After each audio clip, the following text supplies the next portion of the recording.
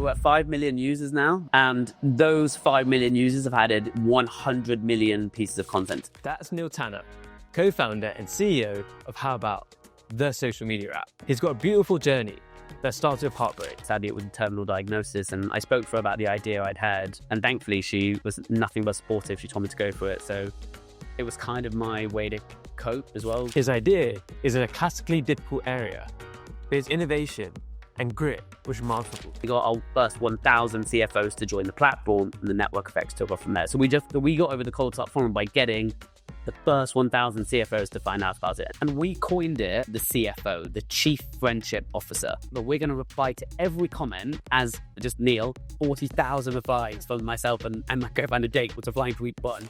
They smashed through the cold start problem, and the network effect is a full flywheel. He's also a great boss. You have to have 4 out of 5 DWE at a team of 17 now, right? We've only ever lost one person. We've had people celebrate their 4 and 5 year anniversaries with us. They've just raised their Series A, and there's no stopping them. Big plans are coming. 5 million today, we're going to be at 50 million within 2 years, if not more.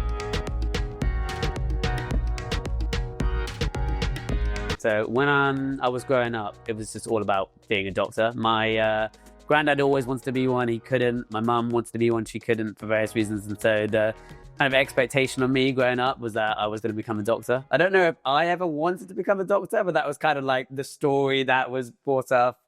And then I realized very quickly that I didn't want to be, and I actually went on to study law at university. To be honest, I don't know if a career in law was ever one that I really saw myself doing. Funnily enough, when I was growing up, I kind of always was an ideas guy.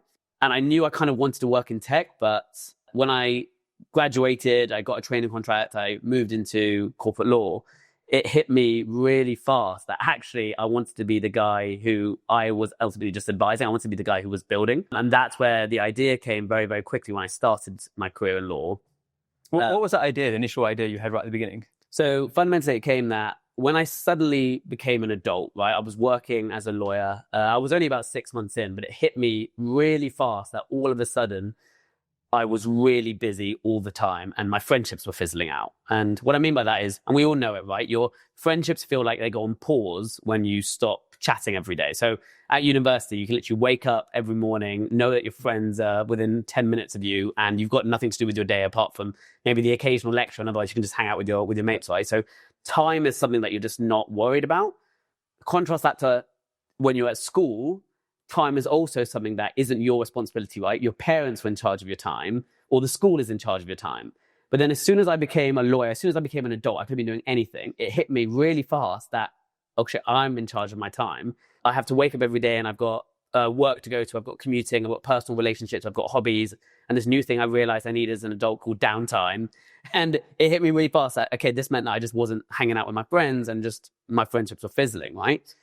And what was meant to connect me with them was social media. But social media wasn't doing that for me anymore, because even 5 years ago when the idea came, it was actually just turning more and more into entertainment channels, right? It wasn't so much video like it is today. It was all about memes and ads and brands.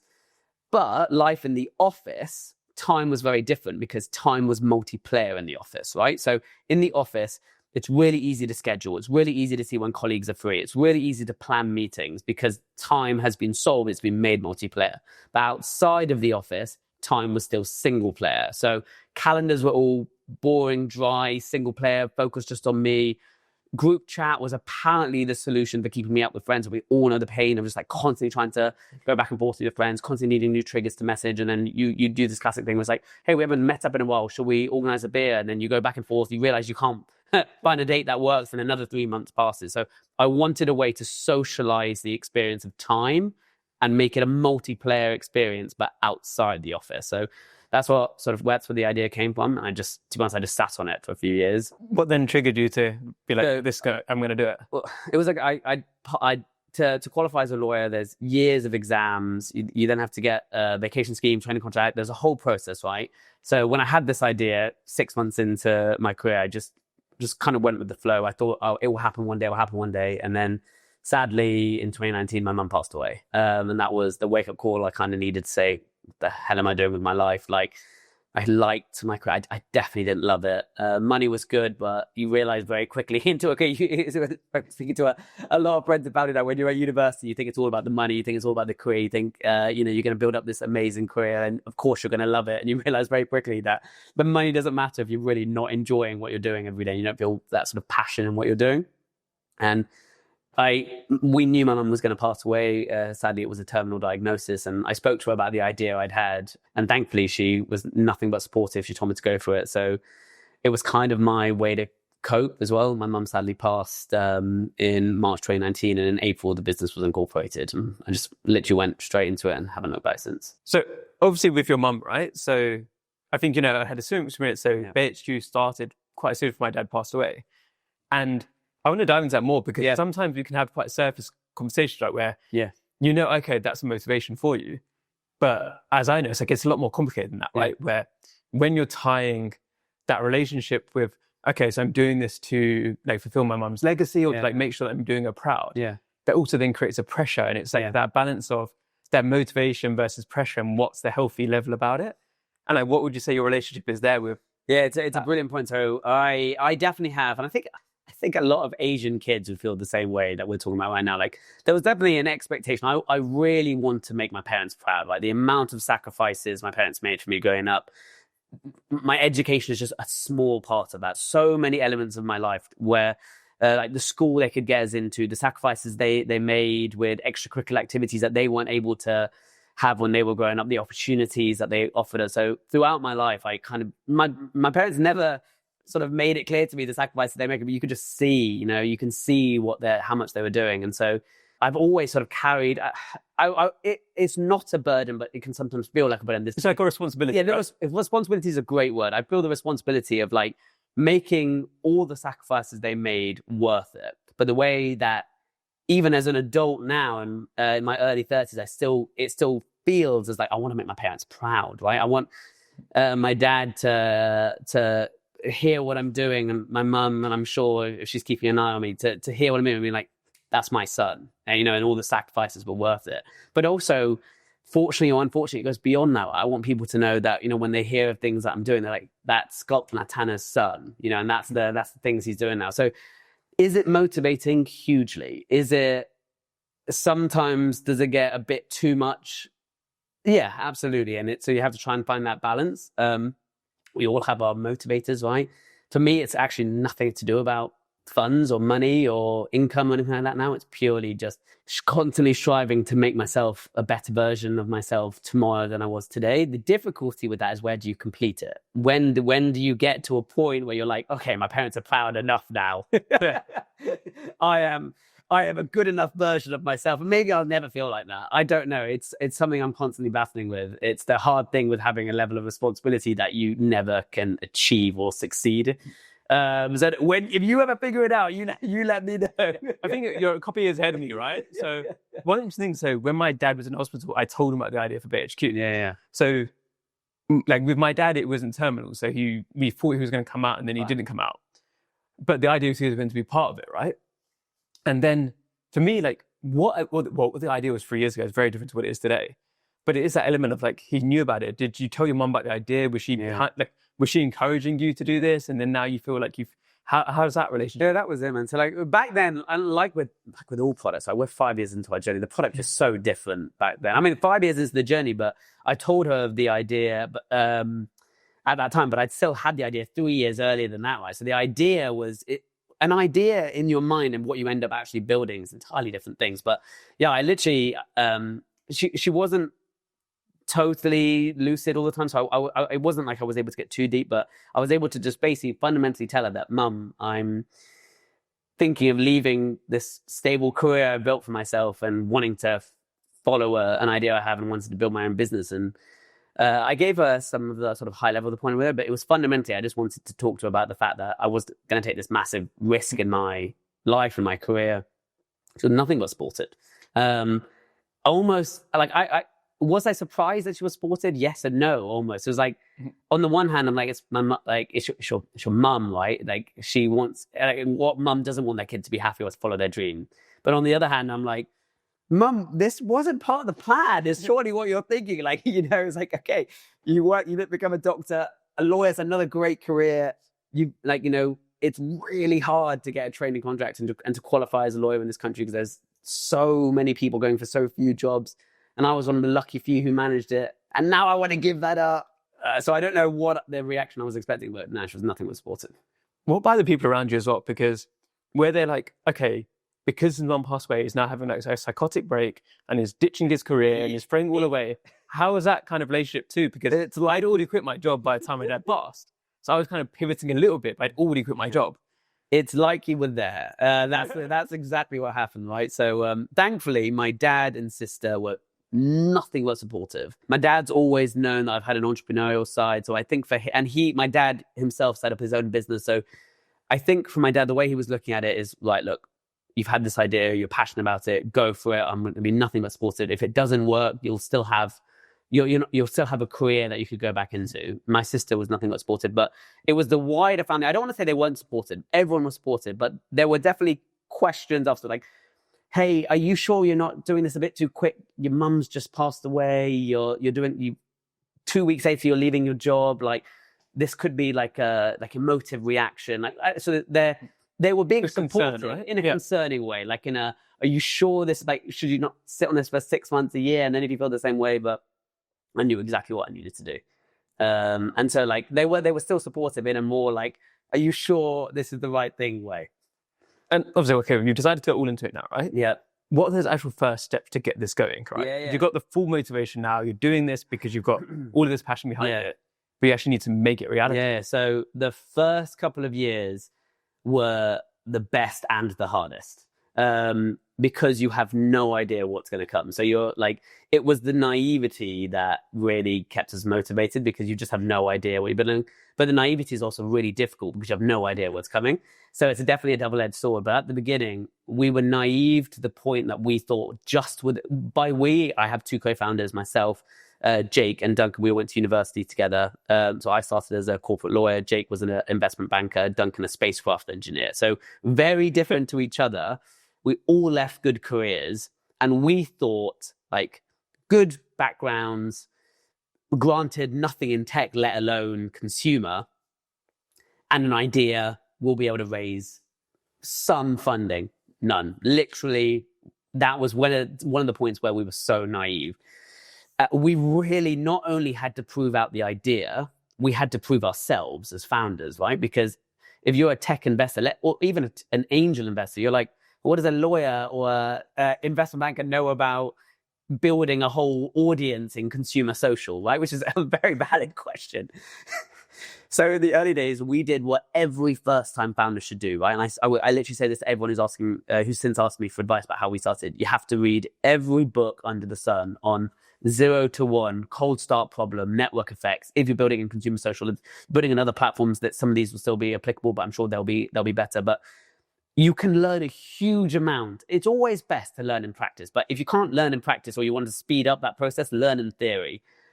We read every book that was applicable. And the other thing is we surrounded ourselves with advisors who later became investors who we could just learn from. So we had early advisors from Deliveroo, Snapchat, Facebook, fintechs in the London tech scene. And we just sponges. We just learned a huge amount from them, made mistakes in front of them that they could then help us learn from quickly. And the other thing is we just had to start building. So we were in the fortunate, I always say this openly, we were in the fortunate position because we came from careers where we could build up savings, right? And it was those savings that we lived off for the next 9 months. So don't get me wrong, we're not going out to restaurants, we're eating pot noodles, but we were still fortunate enough that we were able to just focus on the business without having to worry about, okay, well, what are we going to do to pay a mortgage? We didn't have any of that at that time. Like we were in our early 20 or mid 20s. So instead, we just slept on Duncan's floor. Why his floor? Because he's the engineer. He had the best tech setups. We slept on his floor. We just worked on his kitchen table. After 6 months, we just built the MVP, the V1, constantly thinking that we were only a month away. And then each time when you get feedback, you're like, we need to make it better. We need to make it better. And then when we got to the point that we were happy with our V1, we launched it. And at that point, you have the cold start problem, right? And looking back on it, we should have launched it earlier. Like, I getting to this point where it's like you constantly thought you can make it better. You never get to the point where it's going to be good enough for launch. But you have to launch it because you have to figure out how you're going to get over the cold start problem and what users are going to actually think. Because before that, you're just getting your friends and family to give you feedback. But you need just random people who've never heard of your product, never heard of you, and what did they think of it? Thankfully, the first couple of months, we'd really put in place a good foundation for that. And then that's how we got the flywheel going. And thankfully, it's just grown since then. Oh, hello. Quick interruption to let you know a bit more about Bay HQ. We're the community for high growth Asian heritage entrepreneurs, operators, and investors in the UK. You can join us totally free at thebayhq.com/join. There you'll get our CEO structure in your inbox every week, which is content, events, and opportunities. You can also get access to our free Startup Fundamentals course by joining. Let's get back to the show. You mentioned there about the books as well, right? And yeah. It's one of the things that always shocks me is just how many founders will come to me and ask me questions like, have you Googled this? Have you it's like ChatGPT, it's AI, it's all these different ways. Like at this point, and I think one of the things like we've got all these books here, right? It's like, you need to, yes, practice, but it's like some of the questions you're asking random strangers, you could probably just figure this out or get a good knowledge enough to then ask more advanced questions. Yeah. And also when you're asking questions, you're always asking questions that are based on some kind of theoretical knowledge, and then how do you apply it to your particular situation? Yeah. Whereas if it's just like, oh, tell me what this is. Yeah. And it's like, I'm not a Google, right? Yeah. And I think when you can do that level of resourcefulness, you can talk about stuff like the cold start problem and know what it is. Yeah. Then it makes such a difference when you're talking to potential advisors, because they're going to respect you there. Yeah. Because they're like, oh, okay, this person's doing some work. They know some stuff. They're hungry. Whereas if you expect everybody to tell you what to do. I totally agree. Yeah. And I think that's what shoots many early stage founders in the foot, because they're like, oh, nobody's helping. Yeah. But you need to help yourself. The best way we were able to use our advisors in the early days is we would understand principles and get their take on how to apply them in the best way. But we didn't need them to explain the principles to us. Right? That's what books can educate you on. Books can teach you the principles and the different mechanisms of how you can apply them. But the best thing an advisor can do is, with their experience, they can say, okay, this is the best way to apply that to your business. Because that's the thing where experience really does help. But if I'm going to an advisor and explaining, hey, what are network effects? You're not going to get the same response on that, because everyone is short of time. Whereas if I say, hey, I understand what network effects are, I understand there are these ways we can apply them. We're thinking of applying it in this way to get over this problem. What do you think about that? We're going to have a very, very good conversation. And we talked about this earlier as well, right? How with the idea of building something that's social, that's like very consumer based. Yeah. And then the challenge is always, like you said, with the cold start problem, network effects, like what makes you stand out, right? And how are you going to make people actually use this app when everybody has an idea about, oh, we're going to get people social, you're going to solve the loneliness problem, right? But you've actually been able to scale and grow that. Yeah. What do you think you did better than other people did at that stage? So it's a really good question, because, and this, thankfully, we put a lot of time into, only because we knew that, I mean, every single day, 2,500 apps get released every day. So how do we cut through the noise with that? And I think we took it so seriously because, and I mean this respectfully to ourselves, we were nobodies, right? We didn't have an audience. We're not influencers. We probably have a combined less than 1,000 followers on Instagram. We didn't really have a whole network to launch into. So we have to find that network. And what the theoretical reading did is that we have to figure out who our niche is, right? Because if you go after everybody, you go after nobody. So we had to figure out, right, this app, and it's the dangers of social, technically could be for everyone. How do you trigger that network? Who is the first person? And we coined it someone who would now, like someone called the CFO, the Chief Friendship Officer, because we said, and we figured out that every single friendship group has a planner or an organized type, right? It's usually a she, not always. Yeah. And guys are generally useless. But if you think of any friendship group, it doesn't matter if it's your family, your friends, your work colleagues, your sports team, there's always the planner, the person who gets that group together. But just because you're not the CFO in one group doesn't mean that you're not in another group, right? Personas always change. So we knew that if we could get the CFO, she usually would bring in a couple of friends. At least one of those friends should be a CFO in another group, and the network should continue. So we don't need to build for the friends or the group. We need to build for the CFO, because we're making their life a lot easier, because we're going to make the first problem we focused on was scheduling. We're going to make their life easier to schedule to see when all the group are free to hang out, right? So what we did is we had to figure out where the CFO was going to be. And we just did a number of growth hacks to really understand who the CFO was. Bearing in mind at this time, we didn't have budgets to spend on marketing. And it's not like you can just put paid ads at CFOs. So 5 years ago, it was all about Facebook and Instagram memes, right? And we saw a meme that we then worked with meme pages to do more and more of, because meme pages fundamentally want to go viral themselves. So we showed them ones that go viral. And it was all around the problem that we were trying to solve, right? So the meme said something, it was different variations of, wouldn't it be amazing if there was an app that could sync your schedules and instantly show you when you're all free? And the awesome thing is it would get flooded with comments, tens of thousands of comments of friends tagging the CFO or the CFO tagging the friend. So what we had created is the place where the CFOs were now going. So we knew where the CFOs were. The next step was, how do you convert them, right? We realized early, and thankfully this learning has just continued, that nobody trusts a brand that they aren't already familiar with. No one trusts a new brand, right? Especially, that's why everyone checks reviews, but a new brand, there aren't reviews. So, but everybody trusts a stranger. It's a fascinating phenomenon. But like, if you look at a TikTok, and it's the latest trend or diet or anything, it doesn't matter if this person's got no credibility. You're just like, okay, look, yeah, that must be true.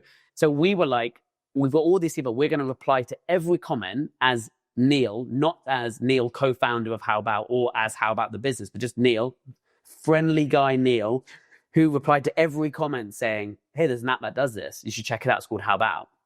If anyone ever opened all the comment, but thankfully all the comment replies were nested, but if you ever opened all of them, you'd see 40,000 replies from myself and my co-founder Jake that's replying to each one.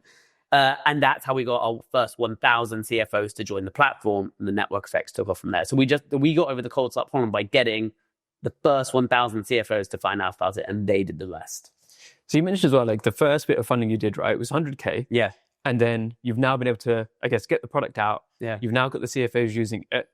When was it now, like, okay, we've got like a traction, we really are solving the problem. Where did you start to think, okay, now it's ready for the next stage? Yeah, really good. So we have always, in our early days, we would just focus on the UK, right? We've never limited the app outside the UK, because if it was going to grow organically, fantastic. So we were the top app and top social app at one point in Hungary. And I think the number 3 in Denmark. Now, those are not target markets for us. But it's awesome to see that this pain point and problem is felt there, and how about is being found organically to solve it. But the point where we really knew, right, it's time for scale, we've reached that product market fit within the UK, is when we decided after our seed round to really go after the States, right? Because when we started talking to US VCs at our seed round, no one was interested because we didn't have a US user base, right? So they were like, the UK is a small island. Okay, yeah, you've got a lot of users in the UK. You've got random European countries where you're showing traction. But US, this is a whole new market. It might work, it might not work. So that's when we realized, right, if we really want to become something that's a serious business here, we need to stop focusing on the UK and really start focusing on the US. And so it was that point. Thankfully, now the US is our largest user base, but it was at that point we had to really shift gear and think, like, we can't limit ourselves to cities in the UK, let alone the whole of the UK. We really have to go into the US. And that was a whole different problem, because how do you trigger new networks in the United States, right? And the best bit of advice that was given to us is, when you are launching a new consumer business in the UK, in the US, don't go where everyone thinks they should go first. Don't go LA, San Francisco, New York, because everybody goes to those places, right? So it's ultra competitive for new brands to break through. Instead, we focus on big cosmopolitan areas that was still much larger than most cities in the UK, but we're talking like Dallas, Chicago, Utah, like other big cosmopolitan areas in the United States, where we were then able to trigger networks that way. And you mentioned the original product, right, was aimed at the schedulers. Yeah. How has it evolved since then? Yeah. What does the product do today? So we started, interestingly, as a social planning app, right? A place to make it really easy to make plans together. It's the idea that everyone on the street has had, because we all used to use Facebook events. No one uses Facebook events anymore, right? So we're like, wouldn't it be wicked to organize this, make this like event planning app? But we took it a step further, because Howbout also instantly shows you when you're all free. But what we found fascinating is that for Gen Z and now incoming Gen Alpha, they were using Howbout not just as a planner together, but they were using Howbout as their go-to calendar. And that's not what we built it for, which was fascinating, was we were like, oh my God, everyone, they're not just putting in their social plans, they're putting in everything. And I mean everything. They were putting in what time they are going to sleep, what time their buses in the morning are, what times they're working, because so many of them work shifts, right? NHS, hospitality, retail, leisure. So they love showing their friends when they were all free and busy. They started putting in everything. And so we were like, okay, this is really cool. We're evolving into this like Gen Z calendar. Then what we saw is actually what users are doing is there's a lot of utility in what we've built, right? Because if I see that you're busy next Saturday or free next Saturday, it makes it easier if I'm coordinating meeting up with you, right? If you're free and I'm free, let's hang out. But what a lot of them were doing now it's our majority use case, is they are looking at each other's calendars for interest. Because it's not just, hey, what are you doing next weekend? Let's hang out. It's what are you doing next weekend? Like, because I'm interested in you as a person, right? We have built authenticity into the platform, because on Instagram and social media, it's all about the ratio, right? You want more people following you than you follow. It was Instagram that hasn't built, the authenticity is gone, where it's nothing to do with your friends anymore. It's just about, it's so performative, right? Whereas on Howbout, it's your close friends only. So the majority of users on Howbout have between 5 and 10 friends. It's your closest friends and family who you want to share time with. So what users are now doing is they are interested in what each other do with their time. It's exactly the same with social mapping, right? Social mapping took over Find My Friends, Life 360, Snap Maps. There's some utility because I can see if you're nearby and we can hang out together. Most of it is just nosiness. It's interest. Okay. Where do you go with your day? Time is exactly the same. What do you do with your day?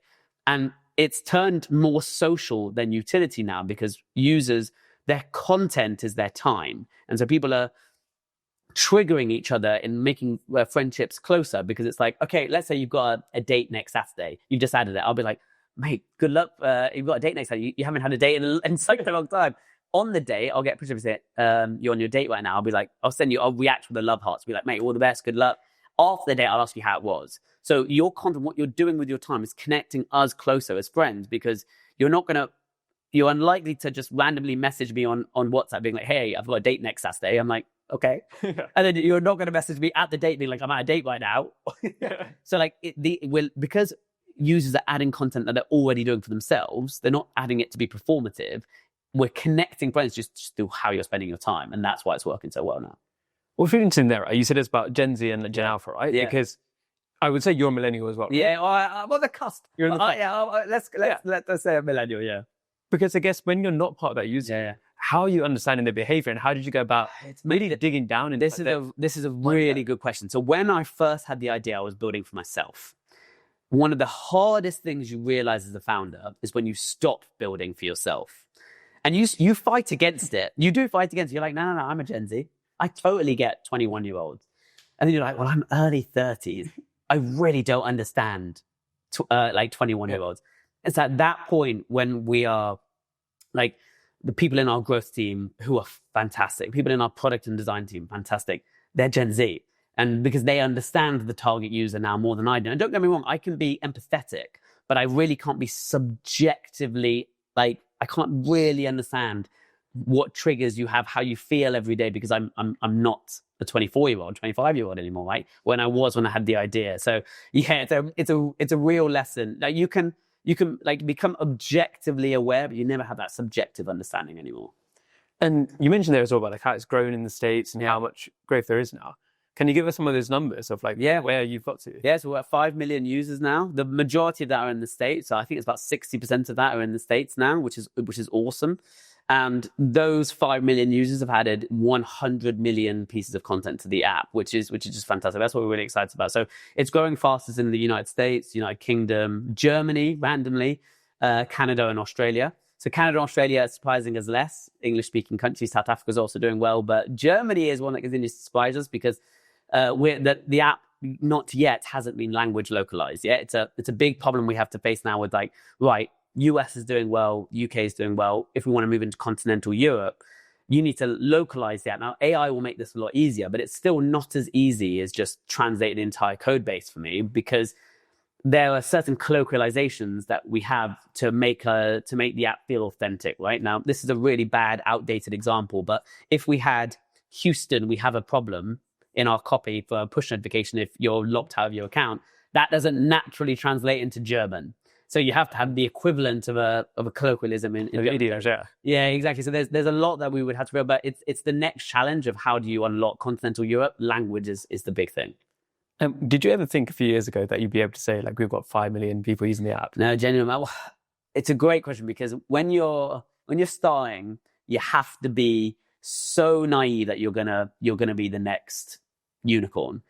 But you also have that innate, like, because you're fighting fires every day, that, oh my God, are we ever going to reach that? But genuinely, and the sad thing is about it, we probably celebrated more when we had user number 5,000 and we had user number 5 million, because at the beginning, every new user is like such a massive milestone. Like the difference between 4 and 5 million feels less impressive than when you go from 4 to 5,000. So, and truthfully, no, you never probably think like, oh my God, we're gonna, because this is what we try and remind ourselves as founders every day, right? Where we've got the business today, we would have only dreamt of when we were back 5 years ago, sleeping on Duncan's floor, right? But you're too often in the weeds, or already thinking, well, how do we get to 10 million? And so, as you and I were talking about, it's like, how do you pause, take a breath, and look at what you've done? Because you're just otherwise just in the race to make constant further progress. And you said you're going to use AI potentially for the localization. Yeah. How's AI changed though your bookings as well? Has it sped things up? So there's like the internal facing use of AI, and there's like the product facing. Right? Internally, it's completely changed how we've been able to reduce costs and speed up things. So one example is like user success. Like when you have 5 million users, you have a huge number reaching out weekly, ideas, new features they want, problems they're facing, locked out my account, I want to change my password. Previously, that was the founders. You were like, when we were earlier, you're like responding to every message. You got like founders on WhatsApp. It's AI that does that for us now. And AI is just phenomenal at what it can do when helping you with the user success side of things. It's also just made us better product people. Right? We're all data scientists now to an extent, because you can take what the data is giving you and just like form better insights and judgment from it. But with the product, it's getting really interesting, because we've got 100 million pieces of content that have been added to our platforms, right? Which is a huge amount of insight that you can learn from to make the product better for users, right? So like, what is the top date night spot for users in Paris? Where do users in California like to go if it's raining outside? Like, we know a lot about what users want to do with their time, that we can learn from those insights and then make better like product decisions to learn to like apply to them. So AI it's just been fascinating, man. It's just lowered the education bar for so many things. It's increased efficiency, but it's just opening doors of things that you just didn't even think were possible with just the data set that you had before. You mentioned as well the user base as well, but how are you then being able to monetize those users? Is it been a smooth process there, or has it been you've been have to go through different iterations to work out how to do that? There will only be one winner in this space. So this isn't like dating, where you can have 5 dating apps on your phone and you just flick between them, and they're all competitive, but they can all work side by side. You only need one. Gen Z only need one calendar on their phone, right? So it's an interesting like juggle between, do you focus so hard on monetization because you've got 5 million users now, and the great thing, even more exciting for us than the number of users, is just how engaged and retentive they are. We've got really, really high levels of engagement and retention. So you can monetize that. But if you monetize too fast, too early, you will slow down growth, which allows a potential competitor to come in. And thankfully, there aren't any who are close to us right now, but we don't want to ever get complacent. Now, we will monetize through subscriptions, we'll monetize through partnerships, and there are insights that we can learn from through what users are using that can make advertising far smarter than, and actually make it useful for the users. It's not just ads that you don't care about, it's high intent. Now, all of that we have validated, but we've turned off because it will impact growth. So growth for now is the number one focus of ours. And when we then get to the point where when we want to sort of start weighing up that seesaw the other way around, we'll then start with maybe the subscriptions first. But the interesting thing with the subscriptions is as has been shown in sort of in the consumer landscape now, we do not need 90% of users paying for them. Like 90% of users will have the same experience. We're not going to take away features from anyone. It's how can you build additional features that your power users want, they'll be willing to pay for. So it's going to make their experience even better. And the great thing about the product we built is that there is a lot of utility underlying the social use case. There's a utility that you want to make even better. So whether it's even more personalization, even more optionality, those additional options is how we can generate revenue from the people who already love the product and just want additional optionality on top of it. There's a constant trade-off between those two things. And obviously now you've got some pretty big investors on board too. And how's that relationship been in terms of encouraging you to go for growth versus profitability? And have there been any insights from the investors it's been maybe have challenged you that made you think in a different way? Yeah. So there's a big difference here. I'm making a generalization because there are things that go against this, but overall, the European venture capital system versus the UK venture capital system versus the United States venture capital system look at monetization and consumer apps very differently. So when we were just starting out, I would say our seed round was harder than our Series A round was to close because we had no United States user base, so the US VCs weren't interested. And all the UK and the Europeans wanted to speak about was how are you going to monetize this, right? And this is when we were in the hundreds of thousands of users. So this is where we started taking subscriptions seriously. We started talking to advertising platforms, and we looked a lot in the insights for partnerships. And we tested a bunch out because that's how we were able to show that we were taking monetization seriously, especially to the European VCs. UK, it was a bit more like some really understood that, okay, why are we focusing so much on monetization? It's all about growth. No point in monetizing 100,000 people. How do we get this to 1 million people? But as soon as we closed our Series A, and like I said, we've brought on some phenomenal US VCs onto our cap table. The first board meeting said, why are we focusing on monetization? Why are we putting any time into this? It's all about growth, because there's no point at that stage. There's no point in monetizing a few million users. We need to build a big user base of people who love Howbout and they are retentive. So you've got a high number of them using it 6 months later, 12 months later. We will then make money in a way that enhances the user experience with them. But there's no point if you haven't built an audience. So the US and the UK and the European ecosystem look at it very, very differently. It's just fascinating how much the benchmarks change. Like, it's only a few million users. Yeah. That's like, but imagine saying that 5 years. Right, that's absolutely it. That's the thing. You just lose the value of the numbers from them. And now that we're at 5 million, it's how do we get to 10 million? Whereas when you're at when you're at 80,000, 100,000 felt very far. And obviously in that journey as well, you're going to change quite significantly yourself and your role and how it's evolved over time. How's that journey been? What do you feel like now? Where do bits you think you've grown the most in? I take company culture very seriously because I fundamentally believe that the people are the most important parts of our business, right? So we have hired very, very well. But the reason I'm bringing that up is right at the beginning, I was the one who did everything, right? Like you, as the three founders, you are the people who are doing growth, product, design, user success, fundraising, investor relations, you do everything. And that's where the magic is, because you learn so much. But then as you get sort of, the startup gets larger and larger and larger, you realize you just become a bottleneck if you do everything. And there's no way you're doing everything. You can't be involved in everything. So then the three founders, you start splitting up, okay, you're involved in this, you're involved in this, you're involved in this. But as you get bigger and bigger, even still, you're like, okay, you then bring on people who are far smarter than you. It's like, okay, you're going to do this to a much better degree than I ever could. And that might be, for example, one example right now is everything to do with our TikTok marketing, right? TikTok is a huge part of our brand. Why? Because that's where Gen Z and Gen Alpha are. I used to, when we first started, be the face of our brand. Thankfully now I am no longer the face on our TikTok. We've got the 60% of our users are women. The vast majority of our users are under 25. So now the face of our TikTok, a girl called T, who's brilliant, is under 25 and is a woman because she represents our users, right? So things like that, you realize there are plenty of areas that you have to let go to succeed. Plenty of those areas you want to let go, so that's fine. And so you mentioned about how much growth has been in the last couple of years, right? But what we're trying to do now, so this might be episode 250. So you might be the landmark episode. Love that. But what we're saying is that 200 episodes time, if we get you back on again, so it'll be basically 2 years. What would you love to say that in those 2 years have been your biggest achievements? Biggest achievement in the next couple of years? For me, I don't it's the number one goal that we're working on now. So it'd be strange if I didn't say it, which is continuing to grow. Within 2 years, I'd love if we're at 50 million users. We're at 5 million today. We're going to be at 50 million within 2 years, if not more. But that's like a base goal for us.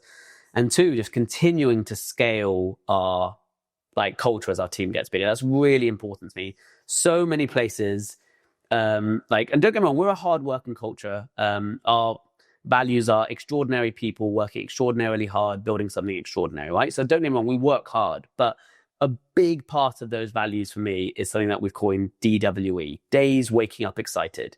You have to have 4 out of 5 DWE at Howbout, which basically you're excited to go to work if you are feeling valued, which is a huge part of it, and value not just is in how you're sort of paid or the options you get given, but just like are you listened to? Are you a valued team member? If you're challenged, if you're working on new things every day, and if you fundamentally feel like you're making progress in your career, right?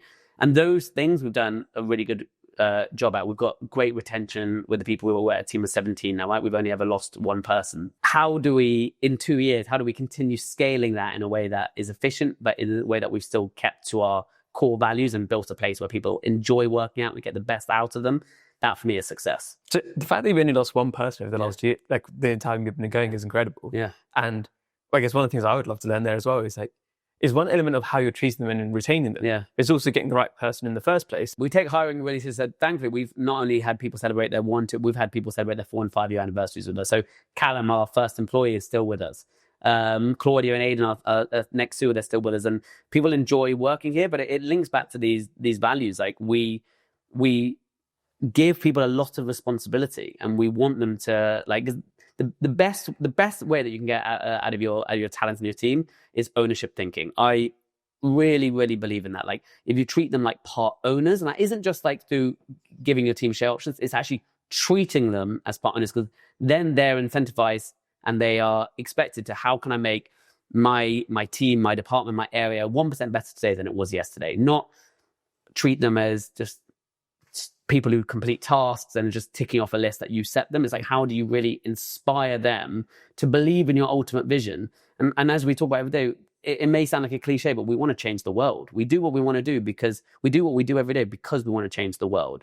And so if you're influenced and inspired by that vision, that's how we get the best out of a team. And that's why people are staying. So just before we get to quick fire questions, right? So you said the day's waking up excited, right? So what is that for you? What makes you wake up excited to continue doing what you're doing? And to come back to that point, the reason it's 4 out of 5 and not 5 out of 5 is because one day there could be a train strike, a coffee spill. So that's why we can't promise you 5 out of 5. But if it goes lower than 4 out of 5, the first thing you do is you come speak to me, and we'll get you back up to 4. What gets me excited, it's genuinely just learning something new every day. The great thing about working in startups is no 2 days are the same. And you learn that every new fire that you're fighting every single day is just a new chance to learn.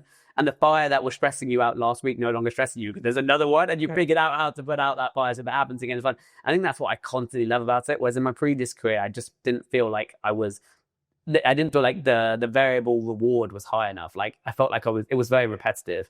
Whereas what I'm doing now, like you're just literally just doing something amazingly new every single day. I love the people I work with. I love the problem I'm trying to solve every day. And so, yeah, it puts a big smile on my face and I get motivated to do it. It's one of the things that I think, I don't know if it's my memory or what it is, but because like you said, there's so many fires all the time. When people ask me about something that happened 2 weeks ago, I was like, I can't really remember. That was like yesterday's problem there. The great thing of people who don't work in tech and people who don't work in startups, especially, like my friends and family, they'll be like, what did you do all day? Like the app's already out. Like what do you do all day? Why are you hiring more people? Like, what is there to do? Like, you've already built it. It's just like, it's a great question, but I work all day. I love it. But like, that's the thing. It doesn't feel like work. Yeah. Right. But also, you never get anywhere close to the end of your to-do list. There's so much to do. When people ask me, what do you do on the average day? It's like, I don't know. There is an average day and just do stuff. And it always seems like you said, like, there's never a need to do this. I never run out of things to do. That's it. But really enjoyed this. Let's go to the quick fire now. Though. Yeah. So first one is, who are 3 Asian in Britain you think are doing incredible work? And do you want to shout them out? 3, great question. First one has to be Samir Singh. So Samir Singh is one of our investors. He is one of the best people I've ever met. Genuinely, I can wholeheartedly say that, because not only is he insanely bright, He is, if you ever have Samir on your side, he is one of those people he gives you so much time, so much energy, so much care. We are only here because of that man. So if you ever are lucky enough to ever have the chance to speak to Samir Singh, take up that opportunity. He's phenomenal. He's a network effects investor, an expert, but just generally a guy in tech that you want to know. So he's one. Two is Shivani Powell. So she has created a whole platform. She's created a whole podcast around a millennial mind, but I would be a fool not to raise her because the vast majority of my family are obsessed with her content. So I hear her name regularly. I'm a fan of everything she's done. So she's my second one. And my third has got to be my dad. Not from the soppy way of he's my dad, but he's an accountant. And we always joked growing up that perhaps I was going to be an accountant. And thankfully that was an area that I always managed to shut him down on. But we always joke that in future, how cool would it be if I was a client? And thankfully now, Howbout is a client of his. And so thankfully, I don't get involved in the day-to-day with him. My co-founder Jake does, but everything that he has ever been able to do for us. And I'm like, I get now why clients love you so much, Dad, because he's a brilliant accountant for entrepreneurs and startups. So he's got to be my third. What's your dad's name? Vijay Tanna. I didn't even mention my dad's name. Vijay Tanna. Yeah, so then they can go and look him up. Yeah, and give some clients. Yeah, look at Vijay Tanna. If you're looking for an accountant for your startup, Vijay Tanna is fantastic. And if people want to find out more about you, Howbout, where they go to? Yeah, so just go straight to the App Store, search Howbout if you're interested in downloading the app. Would love your feedback. Other than that, howbout.app is our website, and you can otherwise find me on LinkedIn, Neil Tanna. Is there any way that this can help you other than downloading the app? The constant thing is feedback. We are constantly wanting to get better, and the best way you get better is by hearing from people you don't know about what they do like, but more importantly, what they don't like about the app. And so many times, as someone on the street has stopped me to say, "Hey, I've used the app, but you should do this." I'm like, "That's such a good idea." So yeah, that's a great one. So thanks again so much for coming on. No, thanks for having me. Any final words? No, just thanks for having me, and congrats. If this is episode 250, congrats for building such a phenomenal platform. Well done. Thank you for watching. Don't forget to subscribe. See you next time.